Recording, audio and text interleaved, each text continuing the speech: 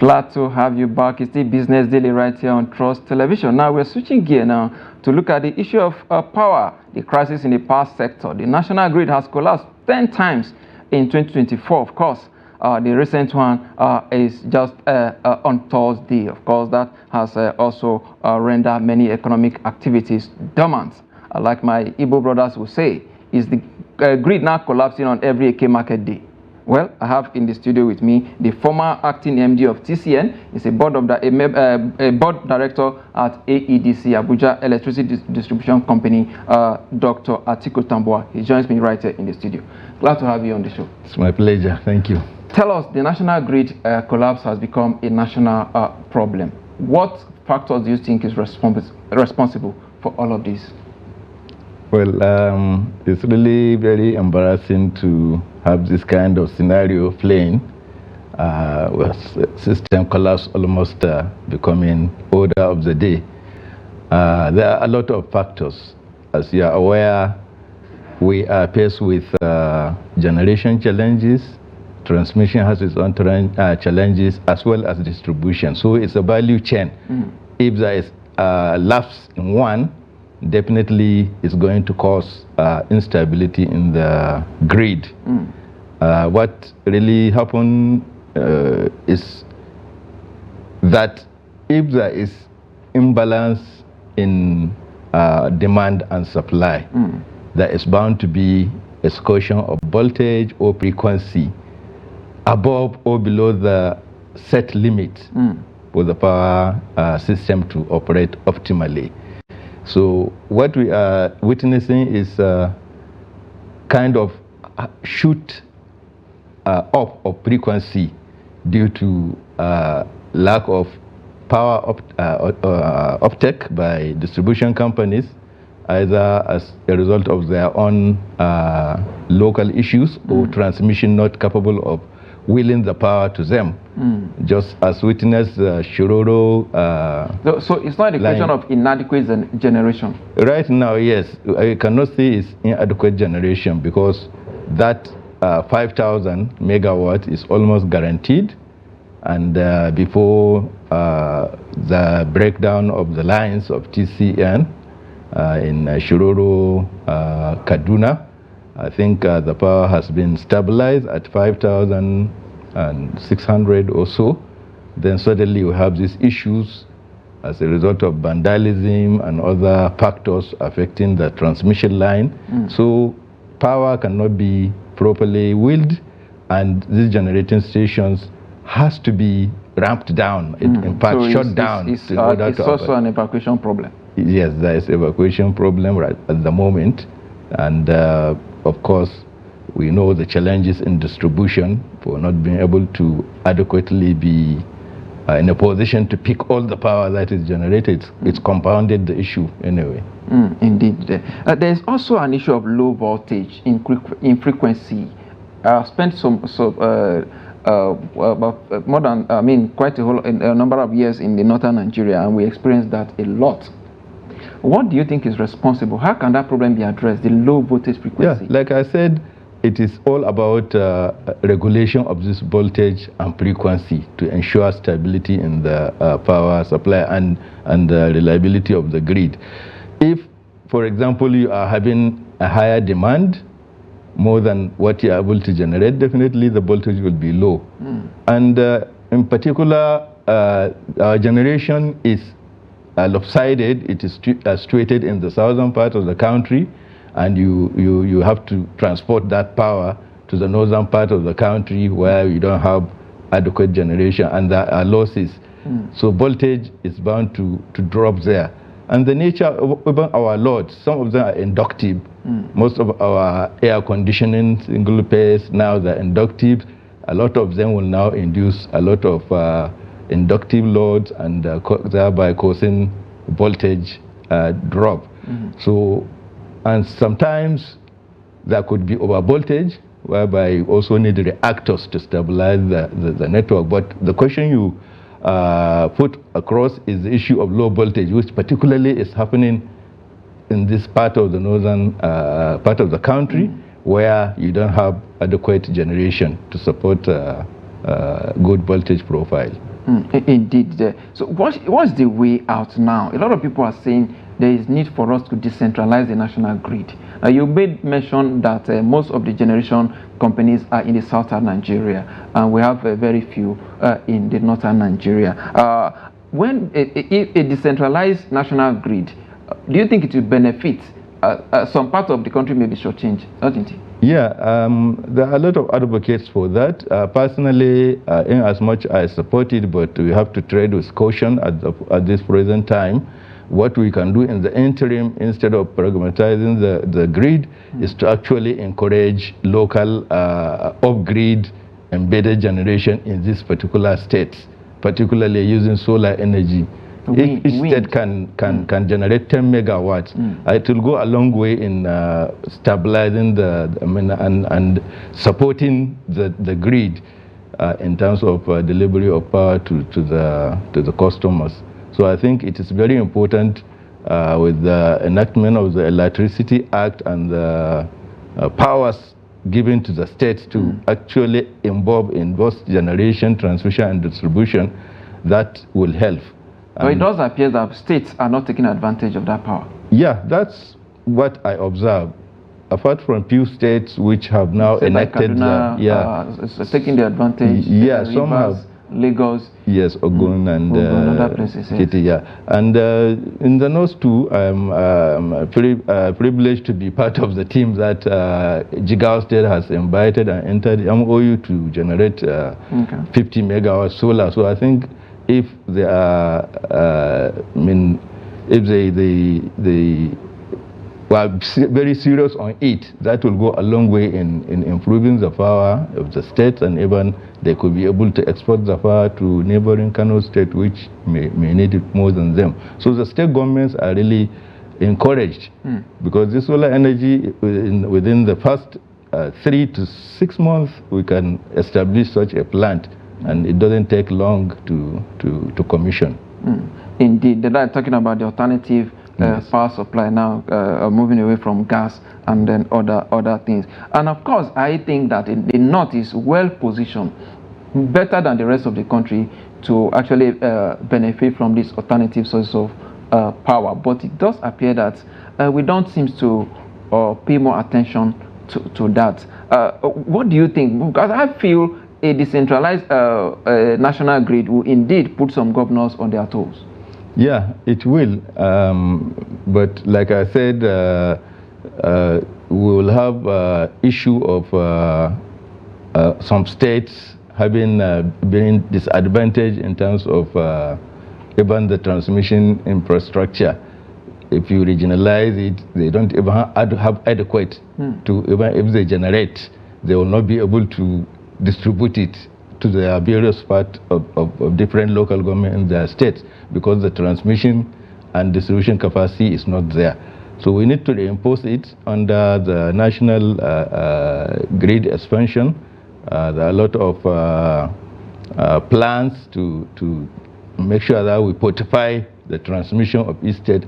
When that is done, I think it's easy to fragment, to say, okay, we regionalize the grid, so that even if you are to generate power from your own state, you'll be able to effectively take it to the end users. Okay.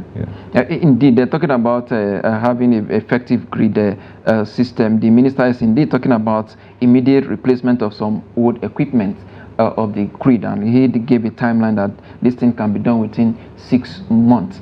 Do you think this is achievable? And within this period, are we not going to be experiencing the darkness that, like what we witnessed recently in northern Nigeria, where for more than 1 week the whole north was in darkness? Yeah, I think it's possible, provided the adequate resources are made available to undertake this massive rehabilitation. The lines, for example, mostly they are weak. They need the conductoring. Is low-hanging fruits there. If you can do that within 3 months, you can change the conductors of a line to be able to have a more power capability, carrying capability, and changing some of the transformers that are bad, and the breakers particularly that are mostly giving issues. All those CT breakers that breaks, that explode to cause the system and disturbances which we have witnessed. If we are able to effectively charge all those things, I think it will relatively stabilize the grid within that 6 months, the minister said. Indeed. Now, well, a lot of people are saying that we should expect more grid collapse in the coming days. Now, to you now, you are an engineer, you work in that sector, you understand the workings of that place.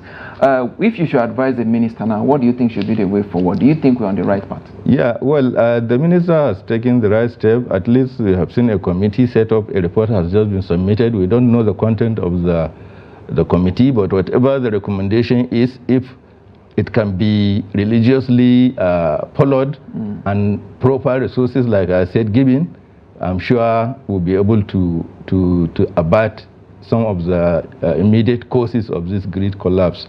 So, like TCN is in focus. There are a lot of things they need to do quickly, like the SCADA, which we have been talking. They should quickly make sure that the remaining 30% is completed so that the whole network will be able to be supervised by this modern technology, modern tool, rather than having everything manual. And for example, sometimes even to know why a system collapse, we may not be able, SCADA will be able to know, even take mitigation action automatically through our components of electricity to ensure that the system does not collapse. So I think it's very important to ensure completion of this SCADA. Also look at the generation side, the spinning reserve, which is not available, let it be provided. Fortunately, the Nigerian Independent System Operator, which is going to come out of TCN, will be saddled with that responsibility and take up all the issues that must have been outlined in this committee or the report which had been submitted, to ensure that some relief is provided within the shortest possible time. Indeed. Don't you think the issue of segmentation of many locations into band A, band B, band C, or band D, you think that is not part of the problem? Well, it could be, but to me, that could be taken care of by having adequacy in power supply. If power supply is adequate, it doesn't matter whichever band you are, you have the power, you'll be able to utilize it. But once there is shortage, even the band A, they are saying it's supposed to get 20 hours. Most of them, they don't get up to 10 12 hours, which also is not in line with the commitment, the agreement. Indeed. Now, looking at that now, like you did say, you did not see it as a problem. It's the issue of having adequate power supply. And having this adequate power supply has been what Nigeria has been advocating for a very, very long time. But years down the line, it doesn't seem like we are getting it right. I could recall the $16 billion investment under the Obasanjo government regime, allegedly though, in the power sector under his regime. But yet, 24 years thereabout down the line, we are still discussing the same issue of power sector. We are talking about the old equipment being, responsible for the multiple collapse of our national grid. Well, I think what government need to do at this stage is to really look at power sector holistically and come up with kind of either a task force or advisory group to presidency that will look at the whole power sector holistically, and that committee should be able to have people from gas sector, from the power, from even consumer side, and advise and be able to give some mandate of oversight even over the regulator, because the regulator is overwhelmed. So we need a kind of check and balance. If the presidency can have that kind of strong committee, like presidential task force is due to happen, it helped a lot during the time before privatization. So we need something like that, because generation seems to be doing its own way, transmission its own way, distribution. So there should be a kind of forum or committee that look at these sectors holistically and advise the government on what needs to be done. So there should be synergy, and working with the regulator also to ensure that whoever did not do according to the rule of the game is sanctioned. Indeed. So you don't think the issue of talking about investment now in that sector, now you talk about the privatization, don't you think government should hands off completely from power? Let's have a total deregulation in that sector. Well, it's not going to happen that way. To me, no matter what, government should have a level of responsibility, particularly in generation. We still have... But that is where we're still having the problem. Yeah, that's what I'm saying. Because of government involvement. What if you give it completely to the private sector, who will be driven by profit making? Don't you think they'll be more motivated to provide us? We have done that, isn't it? What is the essence of the privatization? About distribution now. Not generation. Not generation. Well, distribution too is also privatized. Only 40% government shareholding in it, but they are kind of independent. They are supposed to. The government control is still firm on some of these companies. No, the government control can only be in the regulatory aspect. The regulator NEC is supposed to exercise such control, like I said, to ensure that whoever violates the prohibition or the rule of the game is sanctioned. So I think that's how government is involved. But in terms of investment, like I'm saying, they should also be encouraged to do more. Distribution are not putting in enough distribution transformers, injection substation. Sometimes it needs assistance of the state. Just recently, I was in Niger State. The governor has to come to the aid of AADC by getting to 200 transformers at his own cost. So these things are supposed to be done by a distribution company, but they are not doing so, because without these transformers in place, if they are burnt, they are out of circuit. So you still reject load, because that power that comes in will not be taken, because there is no proper transformers alliance to accommodate the customers. All right. We hope that we'll get to that point where Nigeria will not again experience the national grid collapse as we have experienced this year alone more than about 10 times or thereabout in 2024. I must thank you for your time, Dr. Adekunle-Johnson, former acting MD, TCN, Board Director, AEDC, for your time on Business Daily. We appreciate your contributions. You're welcome. It's my pleasure. All right. With that is a wrap on the show today. We'll be back on Monday. I am Yusuf Akogun.